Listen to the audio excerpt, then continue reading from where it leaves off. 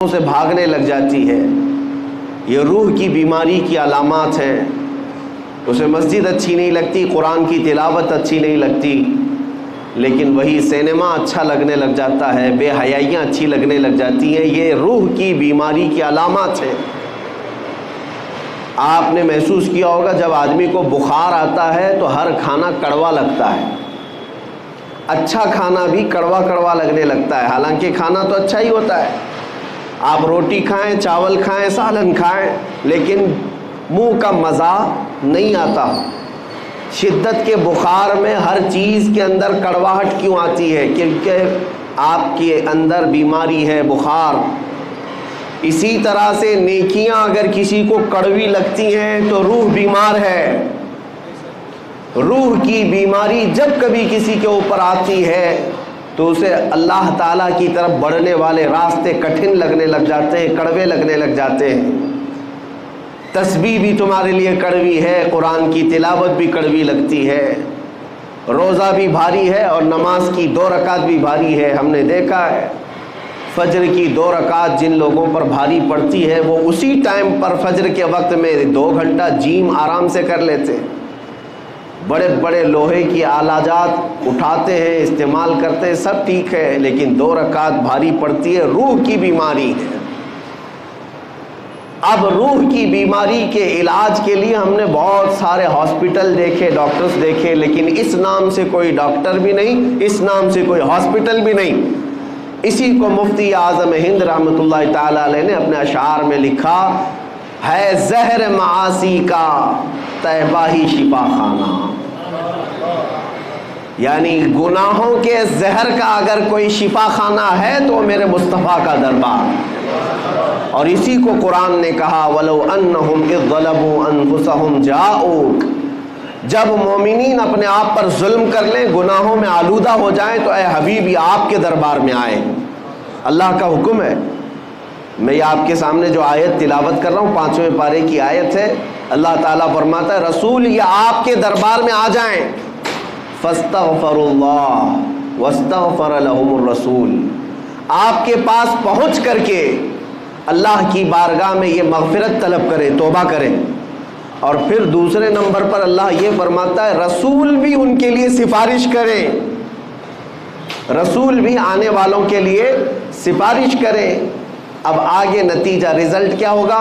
اللہ فرماتا ہے لَوَجَدُوا اللَّهَ تَوَّابًا رَحِيمًا. تو پھر وہ لوگ دیکھیں گے عنقریب کہ اللہ بہت رحم کرنے والا اور توبہ قبول کرنے والا ہے. اب مسئلہ یہ ہے کہ اپنے روح کی بیماری کا علاج کروانا اور اپنے گناہوں سے توبہ کرنے کے لیے پوری دنیا ہے، لیکن اللہ تبارک و تعالیٰ فرماتا ہے رسول یہ آپ کے دربار میں آئیں، آپ کے دربار میں آئیں. اس آیت پر عمل کے اعتبار سے میں آج آپ کو بتاتا ہوں. ایک صحابی تھے ماعز اسلمی رضی اللہ تعالیٰ عنہ. ان سے ایک گناہ سرزد ہوا اور بے چینی بڑھنے لگی تو بارگاہ مصطفیٰ میں آئے. صحابہ بیٹھے تھے اور عرض کیا یا رسول اللہ صلی اللہ علیہ وسلم مجھ سے خطا ہو گئی ہے. حضور نے فرمایا بتاؤ کیا غلطی ہوئی، کیا خطا ہے؟ انہوں نے کہا بتا نہیں سکتا سب کے سامنے، بتانے میں مجھے شرم محسوس ہوتی ہے. حضور اکرم صلی اللہ علیہ وسلم نے فرمایا بتاؤ تو صحیح، تمہارے متعلق علاج بتایا جائے گا. اب مجھے آپ کو یہی بتانا ہے کہ صحابی رسول ہیں، ایمان کے اعلیٰ درجے پر ہوتے ہیں صحابی. جب ان سے گناہ سرزد ہوا، خطا سرزد ہوئی تو مسجد بھی موجود تھی، خانہ کعبہ بھی ہے. اللہ ہی تو بخشش کرنے والا ہے، اللہ ہی مغفرت کرنے والا ہے. اس صحابی رسول نے مسجد کا رخ کیوں نہیں کیا؟ خانہ کعبہ کے پاس کیوں نہیں گئے؟ سیدھے بارگاہ مصطفیٰ میں کیوں آئے؟ صحابی کا عمل یہ بتاتا ہے کہ پہلے رسول کی سفارش ضروری ہے. رسول کریم صلی اللہ تعالیٰ علیہ وسلم اگر سفارش فرما دے تو اللہ توبہ جلد قبول فرمائے گا. وہ آئے، نبی اکرم صلی اللہ تعالیٰ علیہ وسلم نے جب پوچھا تو انہوں نے کہا مجھ سے زنا ہو گیا. حضور پاک صلی اللہ علیہ وسلم نے اپنا چہرہ مبارک پھیر لیا، کہا کہ تم ہمارے ہاں سے نکل جاؤ. اب وہ زار و قطار رونے لگ گئے، اتنا رونے لگ گئے کے قدموں میں گر گئے. کہا کہ اگر آپ ناپاک کریں تو پھر میں کہاں جاؤں. اعلیٰ حضرت نے اسی کی ترجمانی کرتے ہوئے یوں کہا ہے, تجھ سے جو منہ چھپاؤں تو کروں کس کے سامنے. یا رسول اللہ, تم سے جو منہ چھپاؤں تو کروں کس کے سامنے. کیا اور کسی سے توقع نظر کی ہے؟ بد ہیں تو آپ کے, بھلے ہیں تو آپ کے, ٹکڑوں پہ یہیں کے پلے ہیں, رخ کدھر کریں. اس صحابی نے جب حضور اکرم صلی اللہ علیہ وسلم کی بارگاہ میں رو کر کے اپنا جرم کا اقرار کیا تو حضور نے پھر 3 مرتبہ پوچھا, تم ہوش و حواس میں کہہ رہے ہو؟ تم ہوش و حواس میں کہہ رہے ہو؟ انہوں نے کہا ہاں بالکل ہوش و حواس میں کہہ رہا ہوں. کہا تمہیں پتہ ہے زنا کی سزا کیا ہے؟ کہا ہاں مجھے پتہ ہے. اس کے بعد رسول رحمت صلی اللہ علیہ وسلم نے صحابہ سے کہا کہ انہیں سنسار کیا جائے گا.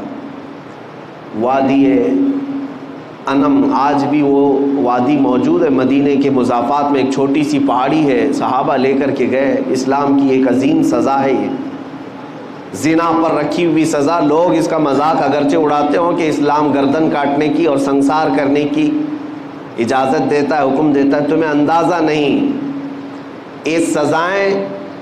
یہ سزائیں فطرت کے عین مطابق ہیں, اس لیے کہ کینسر کے پھوڑے کو اگر نہ کاٹو گے تو جسم میں زہر پھیل جاتا ہے. اور یہ سزائیں اسی لیے رکھی گئی ہیں کہ معاشرہ ڈس بیلنس نہ ہو. یہ سزا اس وقت تمہیں اچھی لگے گی جب کسی کی اپنی بیٹی کے ساتھ کوئی زنا کر لے. ہم نے ان لوگوں کے بارے میں بھی سنا ہے جن کا تعلق اسلام سے نہیں ہے, لیکن جب ان کے گھروں کی بچیوں کا ریپ ہوتا ہے تو وہ اعلاناً یہ کہتے ہیں کہ ہماری بچیوں کے ریپسٹ کو اسلام جو سزا دیتا ہے وہی دی جائے. وہ اس چیز کا مطالبہ آج بھی کر رہے ہیں. یہی تو بات ہے میرے عزیزو, جس طرح تمہاری بیٹی کی عصمت تمہارے لیے عزیز ہے, اسلام ہر بیٹی کی عزت کو وہی مقام دیتا ہے. ہر بیٹی کی عزت کا مقام ہے. انہیں سنسار کرنے کے لیے لے جایا گیا اور صحابہ نے انہیں سنسار کر دیا. ان کی روح پرواز کر گئی. واپس جب آئے رسول رحمت صلی اللہ تعالیٰ علیہ وسلم, یہ اللہ کے قوانین ہیں, اللہ کے حدود ہیں, اس پر عمل کرنا ضروری ہے, لیکن تقاضۂ بشریت یہ ہے کہ دل بھی تو کسی سے لگا رہتا ہے. حضور پاک صلی اللہ تعالیٰ علیہ وسلم غمگین تھے, آنکھوں سے آنسو تھے. حضور گئے نہیں تھے. صحابہ جب آئے تو حضور نے پوچھا میرے مائز کو جب مار رہے تھے تم لوگ تو وہ کیا کہہ رہے تھے؟ تو صحابہ نے کہا یا رسول اللہ, ان کو جب مارا جا رہا تھا تو وہ یہ کہہ رہے تھے ترحم لنا یا رسول اللہ, اے اللہ کے رسول مجھ پر رحم کر دیجیے. انہوں نے خود سے اقرار کر کے وہ سزا کو لیا ہے, زبردستی پکڑ کر کے ان کو سزا نہیں دی گئی. مائز اسلمی جانتے تھے کہ اگر میں دنیا کی سزا لے لوں گا تو محفوظ, اگر قیامت کی سزا کا انتظار کیا تو اس سے 99 گنا زیادہ سزا ہو سکتی ہے.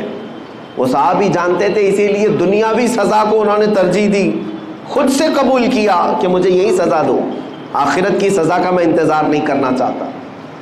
بہرحال بات یہ ہے کہ وہ بارگاہ مصطفیٰ میں گئے, سزا تو ہوئی, لیکن جیسے ہی ایک صحابی نے بڑھ کر کے کہا آقا میرے ہاتھ میں اونٹ کی ایک ہڈی تھی, میں نے وہ لے کر کے مائز کی کھوپڑی پر مارا تو ان کی کھوپڑی پھٹ گئی اور خون میرے جسم پر آ کر گرا, تو میں یہ سوچ کر کے ہٹ گیا کہ گنہگار کا خون ہے. میرے آقا کو جلال آ گیا, کھڑے ہو گئے, کہا اپنے جملوں کو واپس لو.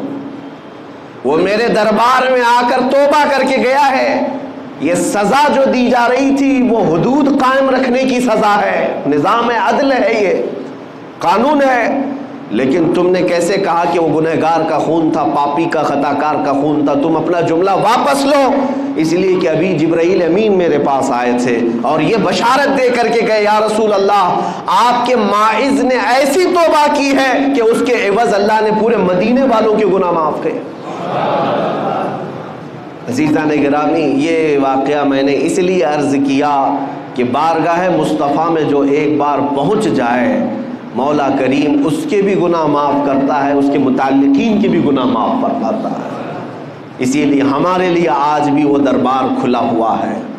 اب بات آتی ہے, صحابہ تو گئے حضور کے پاس, جب کبھی ان سے خطائیں ہوئی حضور کے پاس گئے, کیونکہ قرآن کہتا ہے آیت پر عمل ہے.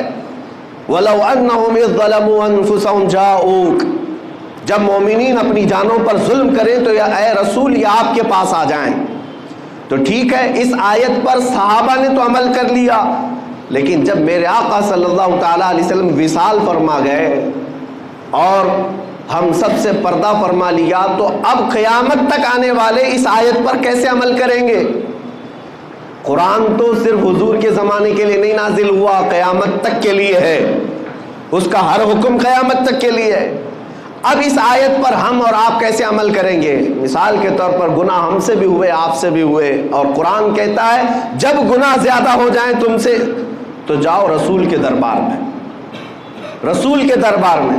اب مان لیا کہ مدینہ کے دربار میں ہر ایک گنہگار کو پہنچنا ضروری ہوتا، تو آج کے حالات بتا رہے ہیں کہ ہر غریب اور ہر امیر نہیں پہنچ سکتا، حالات الگ مختلف ہوتے ہیں. اور آج تو حج اور عمرے اس قدر مہنگے ہو گئے کہ ایک عام آدمی کے بس سے باہر ہوتے نظر آتے ہیں. اور گناہوں کا تو سیلاب ہمارے پاس ایسا ہے کہ ہر مہینے جائیں تو بھی کم ہے. تو بارگاہ مصطفیٰ میں جانے کا حکم تو آیا، لیکن جائیں کیسے؟ قرآن تو کہہ رہا ہے جاؤ رسول کے دربار میں، اگر وہ سفارش کر دیں تو اللہ بھی تمہاری توبہ قبول کرے گا. تو اب اس آیت کے تحت تمہیں یہ ماننا پڑے گا اللہ تعالیٰ کسی بھی بندے پر اس کی طاقت سے زیادہ کا حکم نہیں دیتا، اس کی طاقت سے زیادہ کا حکم نہیں دیتا. وہ افریقہ کی سرزمین پر رہنے والے جو 2 روٹیوں کے لیے اپنے پیٹ پر پتھر آج بھی باندھتے ہوں، وہ 2 روٹیوں کے لیے بڑی محنت اور کشمکش میں مبتلا رہتے ہوں، وہ جب گناہ کر لیں تو مدینے کیسے پہنچیں گے؟ ان کے پاس تو اسباب بھی نہیں. اور ہمارے وطن میں بھی بہت سارے غریب ہیں، کیا وہ ہر ایک مدینہ طیبہ اور عرب کا سفر کرنے کے قابل ہے؟ نہیں ہو پائے گا. اب اس آیت پر عمل کا طریقہ کیا ہوگا؟ گناہ ہم سے بھی ہوتے ہیں، آپ سے بھی ہوتے ہیں، اب حضور کے دربار میں جائیں کیسے؟ تو مفسرین فرماتے ہیں یہ اللہ تعالیٰ کا نظام ہے کہ وہ اپنے بندوں پر اس کی طاقت سے زیادہ، بندے کی طاقت سے زیادہ کا حکم نہیں دیتا.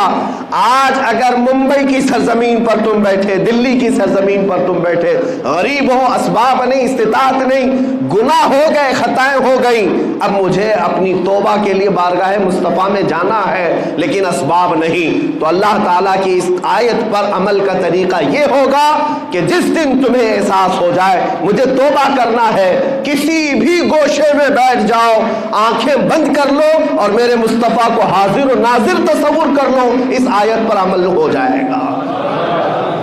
یہ اتنا تصور کر لو کہ میں رسول کے دربار میں آ گیا، اتنا بھی تمہاری حاضری کافی ہے.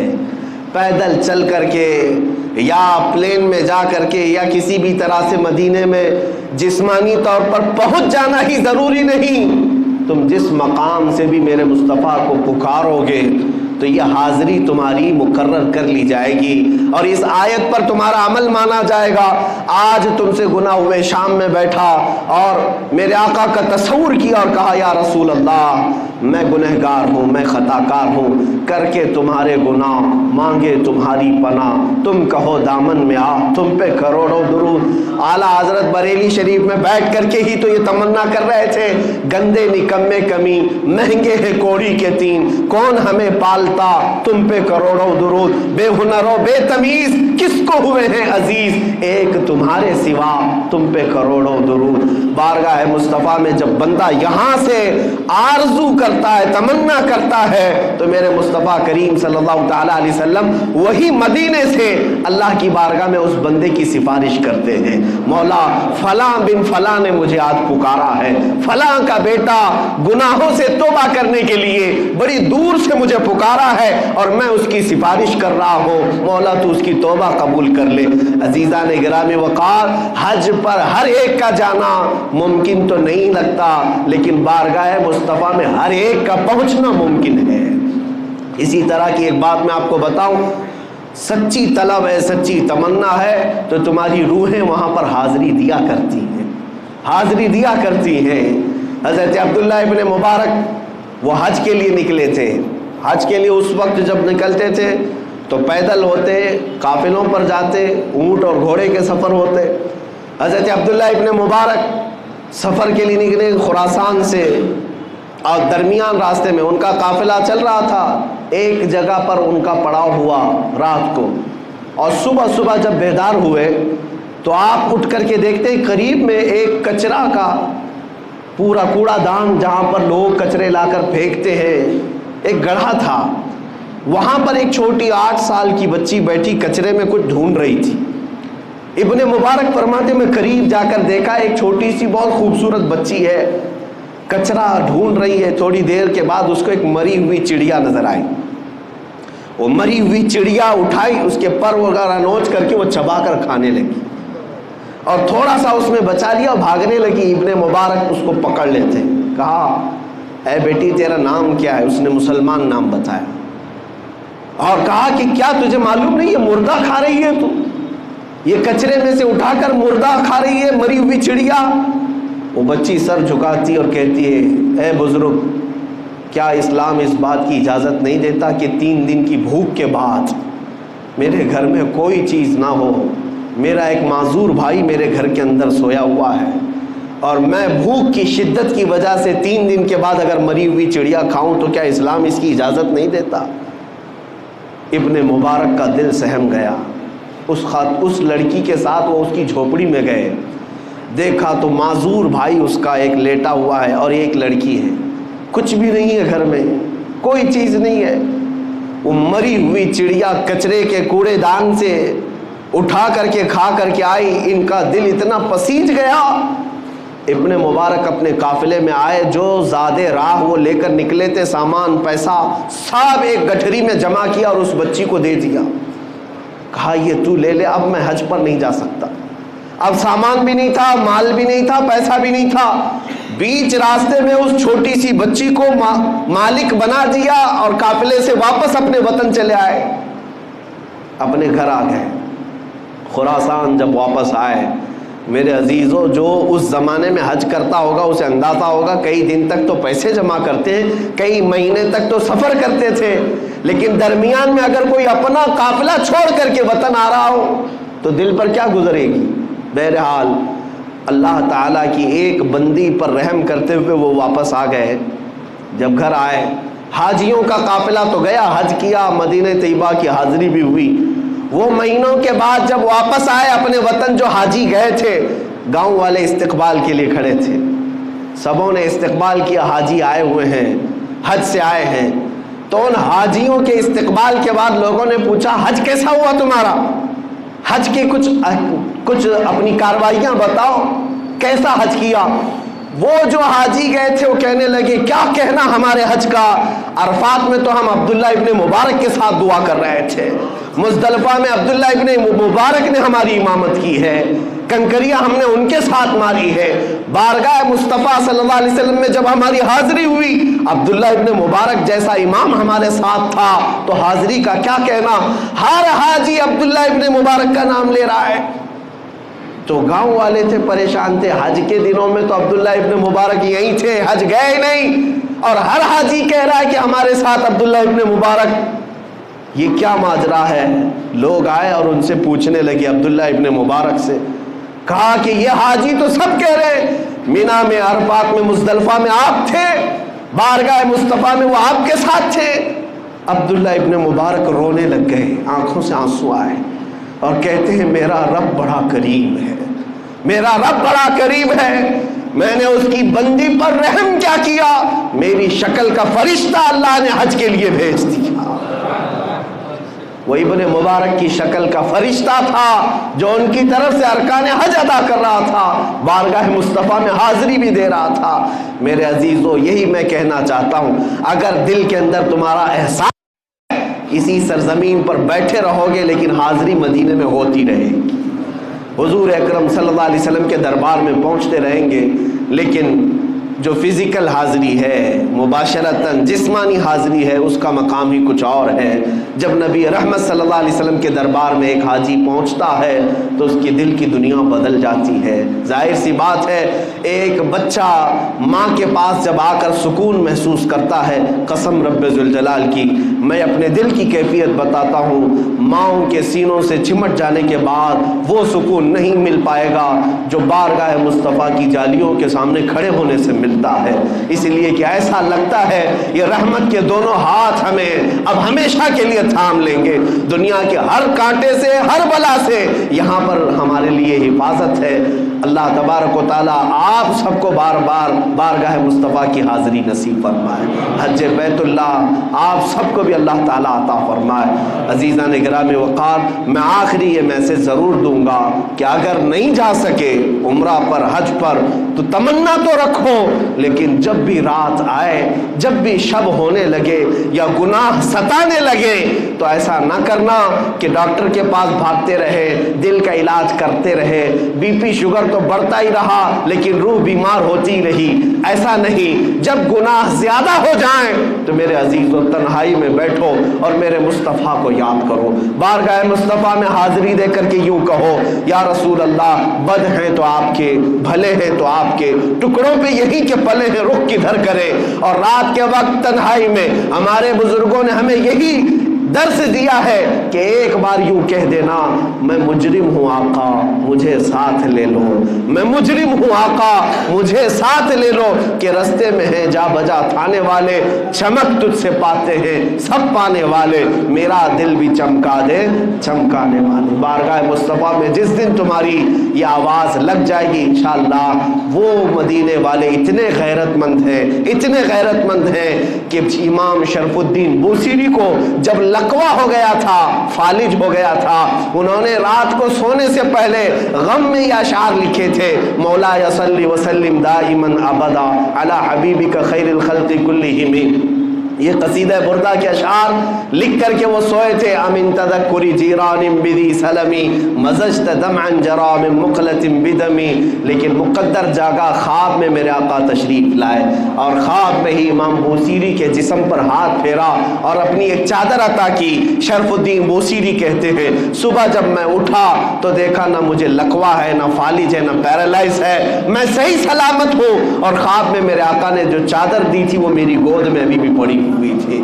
وہ جب عطا کرنے پر آئے تو بے حساب عطا کرتے ہیں، اتنا دیا سرکار نے مجھ کو جتنی میری اوقات نہیں، یہ تو ان کا کرم ہے ورنہ مجھ میں تو ایسی بات نہیں۔ عزیزان گرامی، اللہ کریم ہم سب کو بارگاہ مصطفیٰ کا ہمیشہ وفادار بنا رکھے۔ رب کریم آپ سب کو بری بیماریوں سے محفوظ فرمائے، ہر طرح کی آفت و بلا سے اللہ محفوظ فرمائے۔ وآخر دعوانا الحمدللہ رب العالمین۔